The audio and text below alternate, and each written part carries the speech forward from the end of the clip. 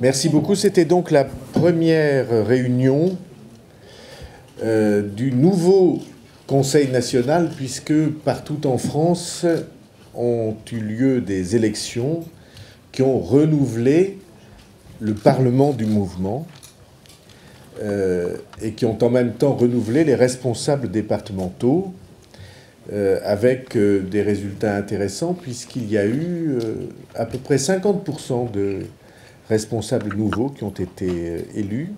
Et donc le Conseil national est renouvelé à peu près pour moitié. Et comme vous le voyez, à la fois paritaire absolument et présent sur l'ensemble du territoire national. C'était donc la première rencontre du nouveau Conseil national élu. Cette rencontre est intervenue dans un climat pour la France qui est un climat très préoccupant et dans une période dans laquelle naturellement s'ouvre la préparation de l'échéance majeure que nous connaîtrons l'année prochaine en France, c'est-à-dire élections présidentielles et élections législatives. Ça serait bien que les conversations privées cessent. J'en vois un certain nombre en cours. Ça serait bien qu'elles s'arrêtent. Merci.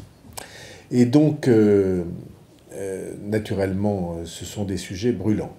Le premier sujet brûlant a été illustré hier par l'annonce de chiffres catastrophiques pour le commerce extérieur de la France. Chiffres catastrophiques puisque on a une nouvelle fois, c'est la troisième fois depuis le début de l'année, battu le record de tous les temps de déficit du commerce extérieur pour notre pays. Et comme chacun l'imagine bien, quand un pays est obligé d'acheter à l'extérieur plus qu'il ne peut vendre, ça veut dire que c'est un pays qui s'appauvrit, et qui s'appauvrit à un rythme qui n'a jamais été atteint en France depuis des décennies, puisque la perte au mois de mai, sur les seuls 31 jours du mois de mai, le déficit du commerce extérieur a été de 7,5 milliards, et comme il avait déjà été de 7 milliards 200 millions sur les 30 jours du mois d'avril, en 2 mois, en 60 jours, ce sont 15 milliards de déficit. Je fais un exercice de calcul mental où je rafraîchis la mémoire de calcul mental chaque fois que je dis ces chiffres tellement ils sont astronomiques. C'est 15 000 millions d'euros qui ont été, venant de la France, venant du travail des Français, adressés dans tous les pays qui nous entourent et les pays partenaires. Cette situation est une situation qui est accablante pour notre pays et pour son avenir. Et bien entendu, pour nous, c'est un grand sujet de préoccupation. Ceux qui nous suivent depuis longtemps savent que c'est pour la réflexion de notre mouvement et la mienne quelque chose d'extrêmement fort. Et ça l'a été ce matin pour le Conseil national. Si l'on n'inverse pas ce mouvement, le modèle français n'y survivra pas. Et donc, bien entendu, j'aurai dans les mois qui viennent l'occasion de m'exprimer sur ce sujet parce que je crois que les conditions ne sont pas remplies aujourd'hui pour qu'on inverse le mouvement d'hémorragie à laquelle la France est ainsi soumise. C'est l'incapacité à soutenir le projet national du pays qui est en cause.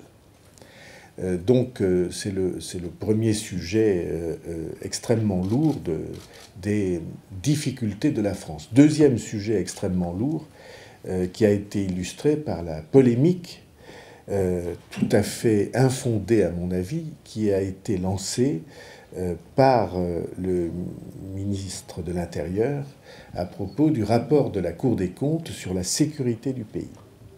Ce rapport, il dit une chose très simple, c'est que les résultats ne sont pas là et ne sont pas à la hauteur des annonces multiples, des réorganisations proclamées qui ont été faites dans notre pays. Ça veut dire simplement que l'orientation générale de la politique de sécurité n'est pas la bonne et que les résultats ne sont pas au rendez-vous. C'est très préoccupant et très choquant pour les Français, surtout de la part d'un gouvernement qui a mis ce chapitre au premier rang de ses urgences et priorités. D'ailleurs, on pourrait regarder de la même manière ce qu'est la réalité de l'immigration après la multiplication des annonces qui, au travers du temps, ont été faites, la réalité des chiffres et le contraste entre les chiffres proclamés et la réalité du pays. Donc, deuxième sujet de préoccupation, même dans les priorités, on est devant une réalité que les Français jugent très sévèrement, presque douloureusement, parce qu'ils savent que l'affirmation publique, elle est en décalage avec la réalité du pays. Par exemple, je reviens au commerce extérieur. Quand le gouvernement ou les responsables du pouvoir, le président de la République et gouvernement et chef de la majorité, nous disent « la crise est derrière nous ». Nous avons dû faire beaucoup d'efforts, mais aujourd'hui ça va mieux et on voit bien que la reprise est là, que la croissance est repartie. Eh bien, tout le monde sait intuitivement dans le pays, dans sa famille, dans le chômage des enfants, tout le monde sait que ce n'est pas vrai.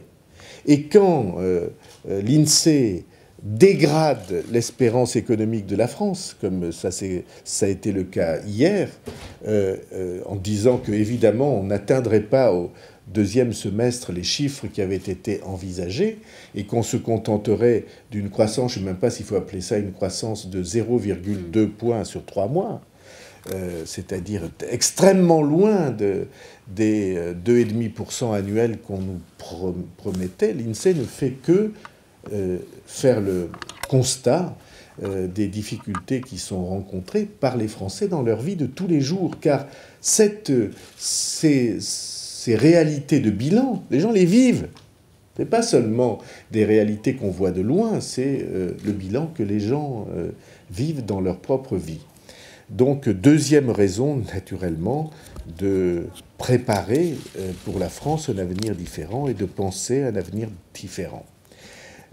Cet avenir, nous avons, nous, la capacité de le penser différent parce que nous avons choisi d'être indépendants. Et naturellement, vous voyez à quel point les forces politiques qui sont engagées dans des alliances mécaniques, qui sont d'ores et déjà qui ont d'ores et déjà choisi la dépendance à l'égard des deux grands partis qui, pour l'instant, étaient les partis traditionnels du jeu politique français, traditionnellement dominants du jeu politique français.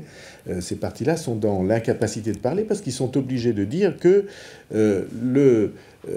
pour les uns, le bilan est bon, même si on pourrait penser l'avenir autrement, et pour les autres, que de toute façon, ils nourront des alliances de second tour dont on connaît déjà la destination.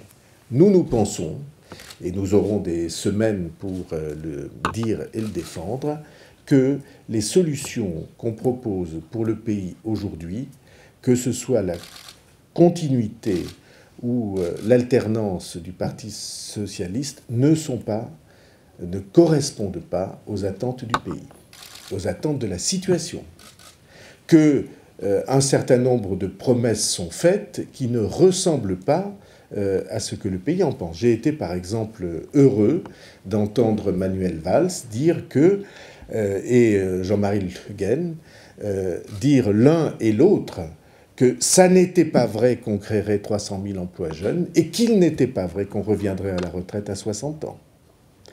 Eh bien, ces signes-là sont pour nous les signes que dans le pays, pas encore dans les appareils officiels, Mais dans le pays et dans le monde politique, un certain nombre de réalités s'imposent. Et ces réalités, la nouvelle conscience qui est en train d'apparaître, selon moi, cela présage une démarche politique nouvelle pour la France. Et naturellement, cette démarche politique nouvelle pour la France, nous serons au rendez-vous de sa définition, de son élaboration et de sa préparation. C'était un Conseil national évidemment de mobilisation, évidemment utile. La prochaine rencontre que nous aurons, ce sont les universités de rentrée, la prochaine rencontre en groupe. Ce sont les universités de rentrée qui auront lieu les 16, 17 et 18 septembre à Gien et que nous abordons dans un esprit d'ouverture et de rassemblement. Je suis allé à Angers samedi dernier, il y a exactement une semaine, à l'invitation de Jean Arthuis et de son organisation, l'Alliance centriste.